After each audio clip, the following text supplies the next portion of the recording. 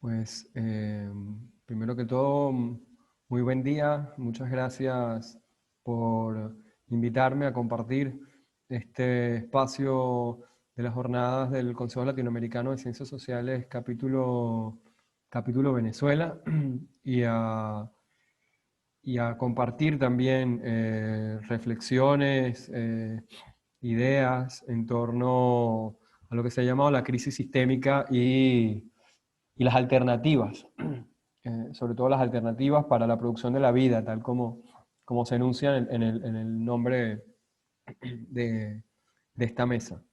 Y es que llevamos hablando años, desde hace años, de crisis, de una crisis. Cuando usamos esta palabra nos movemos entre nombrar una situación difícil y un cambio profundo de consecuencias importantes, sea en un proceso o en una situación. Y al mismo tiempo, también nos podemos referir a una transformación en la manera en la que estos procesos son percibidos o apreciados. En muchas ocasiones usamos la palabra como antesala para hablar de colapso. Colapso económico, colapso social, colapso ecológico. Y cuando esto ocurre, recurrimos a otro significado, el de crisis como intensificación brusca de los síntomas de una enfermedad. Cuando hablamos de crisis sistémica, hay que comenzar por señalar entonces dentro de cuál de estos campos de significación nos encontramos. O incluso, si es que transitamos por cada uno de ellos para caracterizar los niveles de eso que hemos llamado la crisis. En cualquier caso, no debemos olvidar que incluso en la crisis existe una línea abismal que afirma la extensión del ser y por tanto sus límites ontológicos y epistémicos e incluso hasta éticos tienen repercusión a la hora de explicar eso que entendemos por crisis. Por ello quiero hacer la invitación a confrontar el discurso de la crisis sistémica desde un posicionamiento descolonial.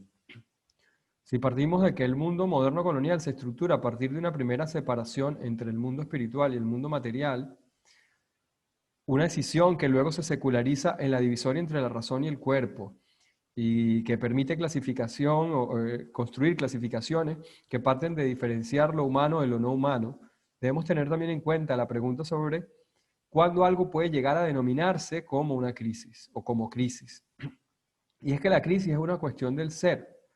El no ser simplemente no puede estar en crisis porque no es.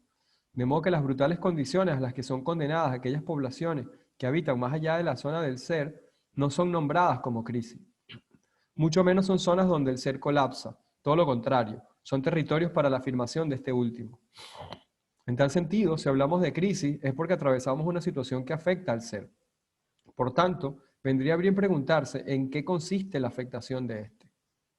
Si nos detenemos en pensar la crisis como una situación difícil, pues tendríamos que comenzar a señalar que el ser se enfrenta a un reto particular. Por primera vez en 200 años, su manifestación podría estar siendo disputada por una autoridad política tradicionalmente definida como medio camino entre el ser y el no ser. Se trata ni más ni menos que de China. Está por verse si esto implica un segundo escalón que nos coloque en otra forma de crisis, en un cambio profundo y de consecuencias importantes, eso que señalábamos como las transformaciones dentro de un proceso o de una situación que también tienen implicaciones en las maneras en las que estas transformaciones son y en las que estos procesos son apreciados. Definimos como definiciones que en este sentido son más complejas de gestionar, sobre todo porque en principio las transformaciones geopolíticas y geoeconómicas que vienen ocurriendo desde hace más de 4 décadas nos permiten vislumbrar que algo está pasando. Sin embargo, esos cambios en la superficie aún no se presentan en su forma parcialmente definitiva ni siquiera, ya que aún nos encontramos dentro de las oscilaciones propias de unas estructuras disipativas que tal como en los siglos previos a la Revolución Francesa, son oscilaciones que nos mantienen atrapados en el lenguaje en un lenguaje que aún pertenece al antiguo régimen. En la actualidad ese régimen es justo el que emerge tras aquel 1789, un orden que aún rige la manera en la que apreciamos el mundo y los procesos sociales. La preocupación por el cambio social hoy se ha vuelto cuasi patológica. Si hace tan solo una década la realidad duraba lo que un titular en las noticias, hoy la realidad tiene la forma aparente de esa amalgama que llaman redes sociales. y por tanto su duración está supeditada a su capacidad para viralizarse. La realidad se ha vuelto ya no líquida, como dijera aquel famoso intelectual, sino instantánea. Personalmente soy pesimista ante la posibilidad de que estemos atravesando transformaciones profundas en los fundamentos con los que apreciamos el mundo. Que hay un cambio en las formas o en los medios es evidente. Pero esto no implica modificaciones más allá de la radicalización de lo que ya teníamos. Las redes sociales son el punto máximo. Hasta ahora aquello que Quijano y Wallerstein hace 3 décadas señalaban como el principio fundamental del mundo moderno, la idolatría por la novedad, sigue intacta. La radicalización de la idolatría por la novedad tiene diversas manifestaciones. Por un lado, que la realidad, para ser tal, tiene que ser viral. Si no es viral, no existe. En ese sentido, se pierden de vista las cuestiones estructurales, aquello que entonces no solo afecta al conjunto de la población en general, sino que dramáticamente también afecta a una intelectualidad autodefinida como crítica y o antisistémica. Se trata de una inteligencia global dedicada a producir categorías con una estética antecedida por una almohadilla, es decir, con la forma hashtag. Refugian sus argumentos en metáforas biologicistas, como son las caracterizaciones del neoliberalismo como mutante. Para esta intelectualidad, el acontecimiento se impone a punta de neologismo. Son ecoinfluencers que teorizan sobre la epigenética del neoliberalismo. Sus argumentos son el reflejo especular de la idolatría por la novedad neoliberal. Su novedad es la crisis. En este punto llegamos a la definición de crisis como intensificación de una enfermedad. Y más allá de lo problemático que suelen ser este tipo de definiciones asociadas a las patologías, creo que justo nos encontramos en una situación que metafóricamente encaja muy bien con la afirmación anterior. En primer lugar, porque lo que llamamos crisis en el mundo moderno son esos momentos en los cuales la lógica del sistema ya no da más de sí.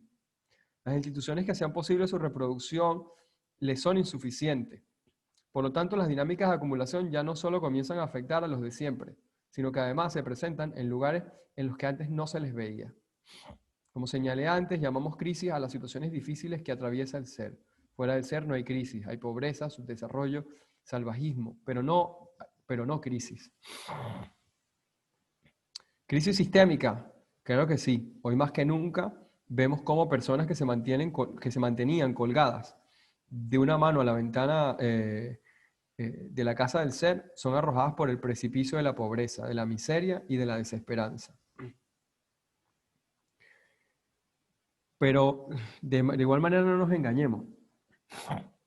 Es una crisis no porque afecta a poblaciones que hasta ahora habitaban la casa del ser.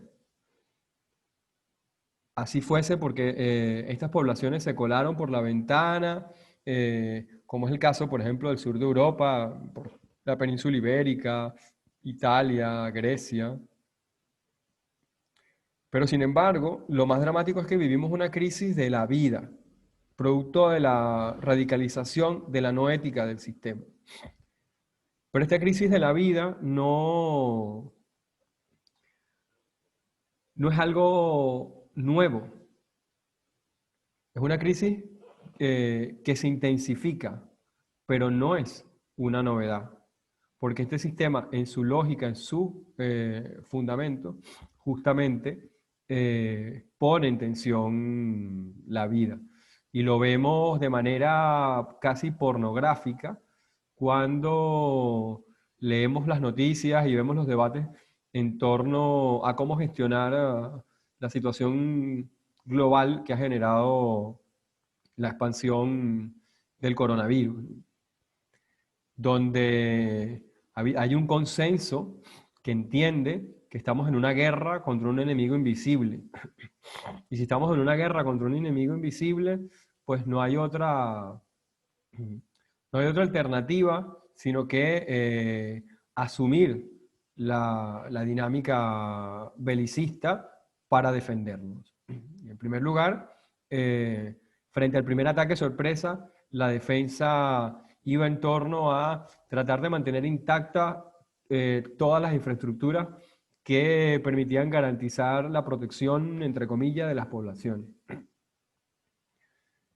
Pero rápidamente nos encontramos en una situación en la cual ese enemigo invisible no realiza ataques relámpagos, sino que todo indica que está aquí para quedarse. Por lo tanto, comienzan a decir algunos, aprender a convivir con él. Y para aprender a convivir con él hay que pasar otra fase de la guerra.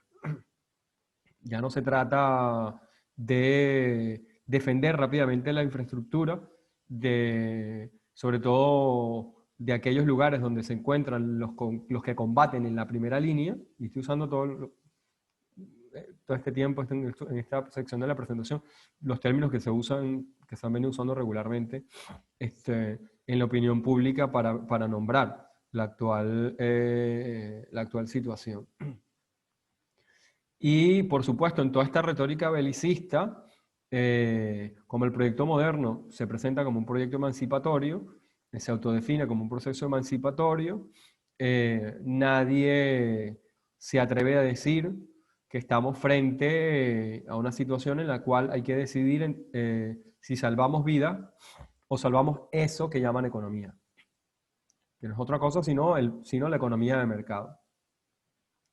Y frente a esta situación hay un consenso retórico también en el cual se nos dice no hay contradicción entre la economía y la vida. Y el simple hecho de que líderes políticos, creadores de opinión, periodistas de escala global, periodistas globales, opinadores globales, reiteradamente realizan esa afirmación, porque justamente realizan esa afirmación porque en la práctica, en la realidad, nos encontramos frente a un proceso que nos invita nuevamente, que nos muestra cómo en este sistema, de manera cotidiana, se decide sobre la vida poniendo la economía o poniendo el mercado por encima de los miles y miles y millones de personas que mueren al año por ser condenados a la muerte, por ser condenados a su extinción por las propias lógicas del sistema. Hemos visto desde el mes de marzo cómo los partes de guerra con los cuales se leían y aún hoy se siguen leyendo en algunos países el número de casos nuevos por día, a cuánto ascienden las cifras acumuladas, tanto de nuevos infectados como de fallecidos y de ocupación de las unidades de cuidados intensivos, etcétera. Y posteriormente al parte de guerra viene el parte económico. Y vemos cómo, mientras en los grandes centros financieros globales, Estados Unidos tiene ahí su excepción, pero Nueva York también en su momento, y eso generó un conflicto entre el Estado de Nueva York y el gobierno federal, y Donald Trump, para decirlo directamente, pero en general las grandes metrópolis financieras del mundo confinaban a la gente, pero no confinaban al capital. Entonces veíamos los números rojos, las cifras rojas en el sector sanitario y por lo tanto había que confinar a la gente, pero también veíamos los números rojos en economía. Pero esos números rojos se daban cuando nos contaban que la bolsa de Nueva York había cerrado, que la bolsa de Tokio había cerrado, que la bolsa de Londres había cerrado, etc. Es decir, todo el tinglado financiero mundial no fue confinado, siguió operando y siguió condenando a cada vez más personas a su extinción, a su desaparición física, a condiciones de extremísima precariedad. Vimos como en algunos lugares, como el caso del Estado español, aumentaron las detenciones por perfil étnico, siendo que durante los momentos más duros de confinamiento, las personas más vulnerables eran justamente las personas que están en situación de migración irregular, en términos, para los fines del Estado español, vimos cómo a los grupos de apoyo que justamente conociendo la situación de este sector de la población, se aglutinaron, en muchos casos además son grupos en los que estas poblaciones forman parte, y se organizaban para repartir alimentos, etcétera, para construir bancos de alimentos ad hoc durante los momentos más duros del confinamiento, y cómo estas agrupaciones fueron multadas con hasta 60.000 euros por no cumplir las restricciones de confinamiento y encontrarse en la calle repartiendo comida. Y ese es un ejemplo, como podemos contar otros tantos a escala global, donde la gestión de la pandemia ha estado absolutamente atravesada, cruzada por una línea etnorracial y de clase.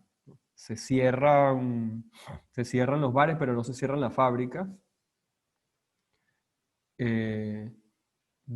donde ni se cierra el transporte público, y las fotos globales de las aglomeraciones en los transportes públicos siguen siendo el pan nuestro de cada día.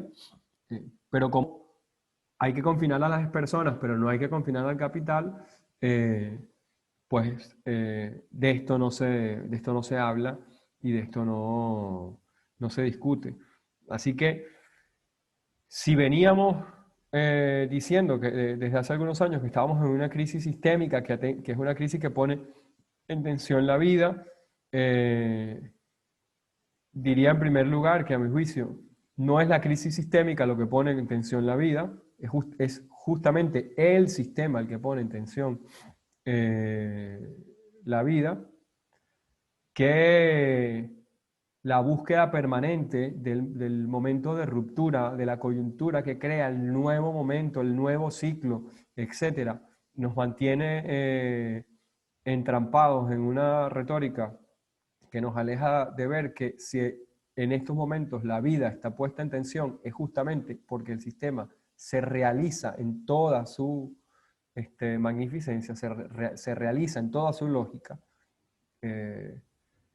En ese sentido, el sistema no está en crisis, eh, y el sistema, a nivel sistémico, lo que viene ocurriendo es una gestión desigual de la entropía. Los centros metropolitanos transfieren la entropía que se produce en su interior a las periferias,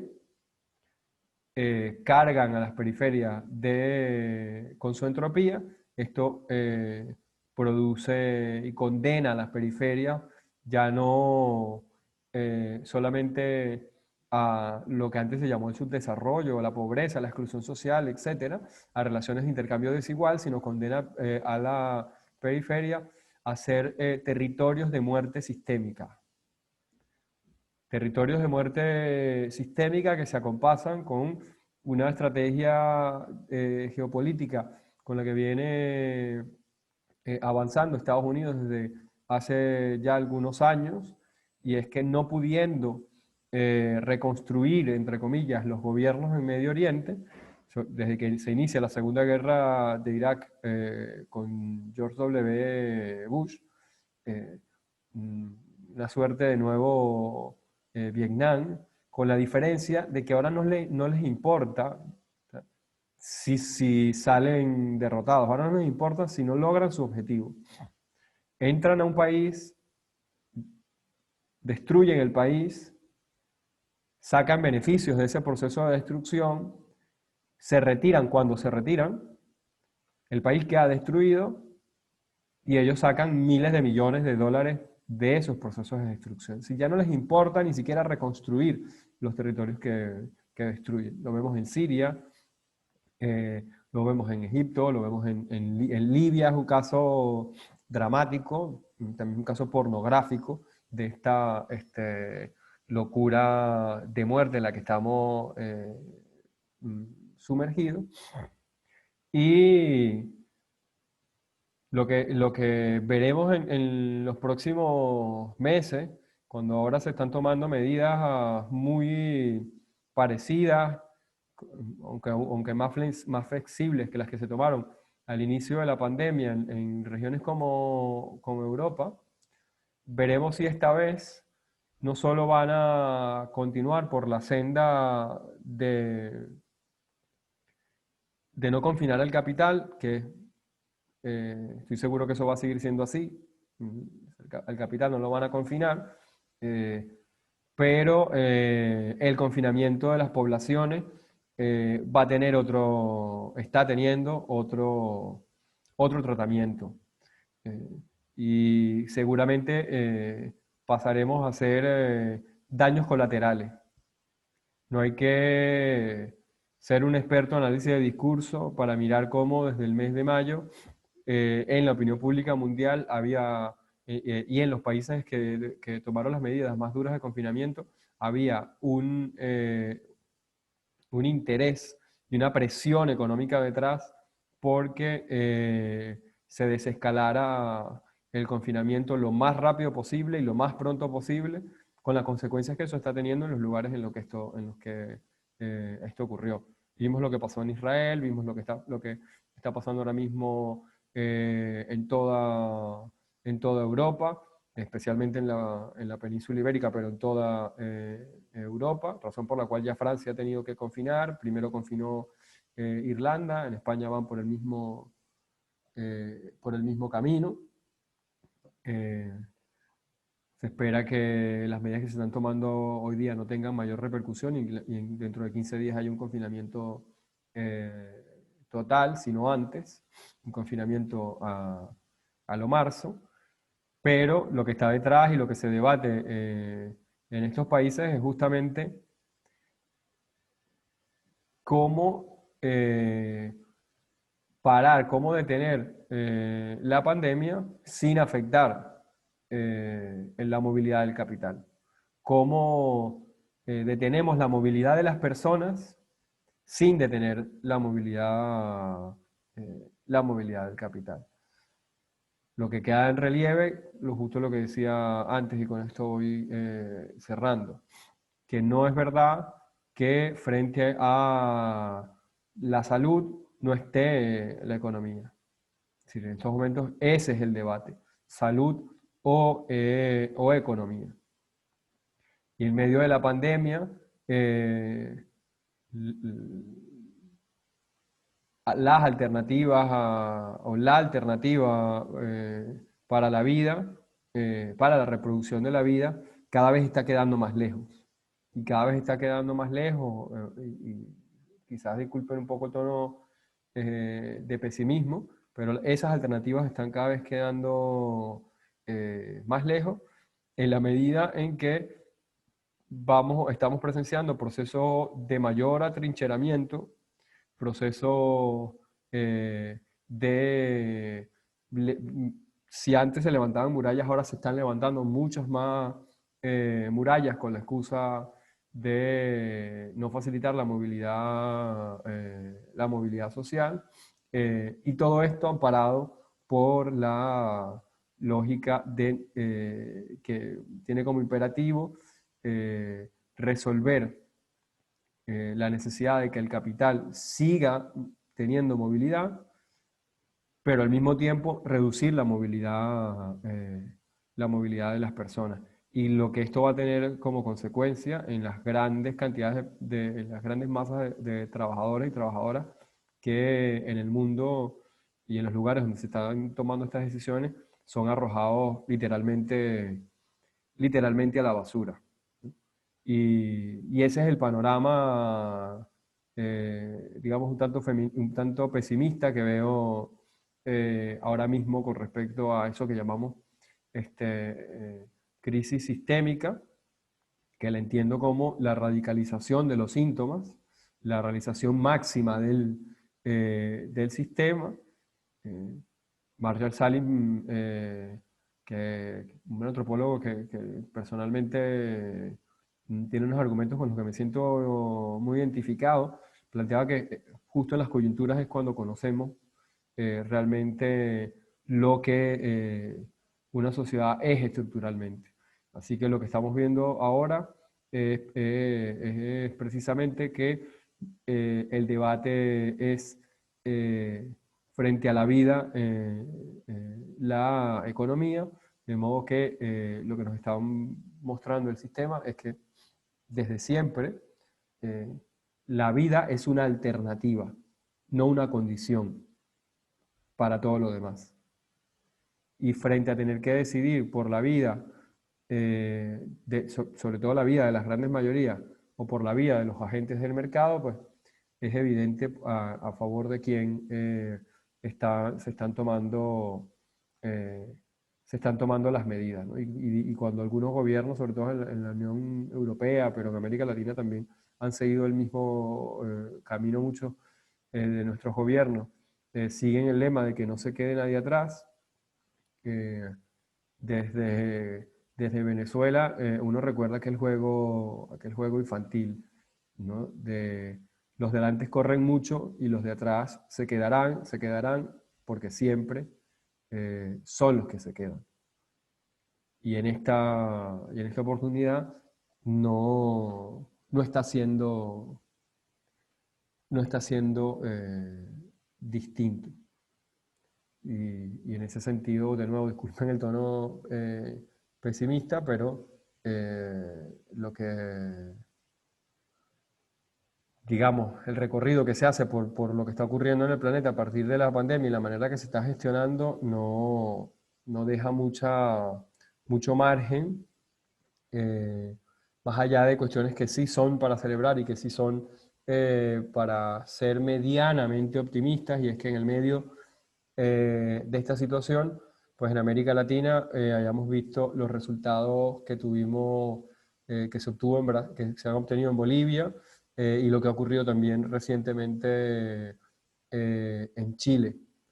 Eh, Resultados que, digamos, muy lamentablemente, un sector de la intelectualidad latinoamericana, ese que se dedica a escribir manifiestos cada vez que los gobiernos que ellos mismos ayudaron a calificar como progresistas, cada vez que uno de esos gobiernos se ha encontrado contra la pared, se apresuran a emitir comunicados, pero cuando las comunidades de esos países dan respuestas como las que acaban de ocurrir en Bolivia, son más tibios, más lentos a a la hora de pronunciarse. Tardan mucho más y ya no lo hacen cuando lo hacen para analizar la realidad de, de esos países, porque en muchos casos hacerlo invitaría a que se desdijeran, como por ejemplo en el caso de Bolivia, todos aquellos que afirmaron tajantemente que no hubo golpe de Estado, o todos aquellos que afirmaron tajantemente que el golpe de Estado era una hipótesis y que ahora pues no les encajan en sus esquemas los resultados que hemos observado eh, en Bolivia, ¿no? Y tanto no les escala, no les cuadra en sus esquemas que a los pocos que han hablado los hemos visto hacer malabares planteando que algo así como que se abre un nuevo ciclo en Bolivia, más allá de Evo, el par Evo García Linera y el gobierno de Arce, igualando al gobierno Evo Morales García Linera con el gobierno producto de un golpe de Estado de, eh, de Arce, ¿no? Son declaraciones simplemente para salir al paso que no aportan mucho y que reproducen esta lógica eh, de la novedad. Dejaría, eh, quiero dejarlo hasta allí. De nuevo, muchas gracias por la invitación y espero que nos encontremos en otra oportunidad muy pronto.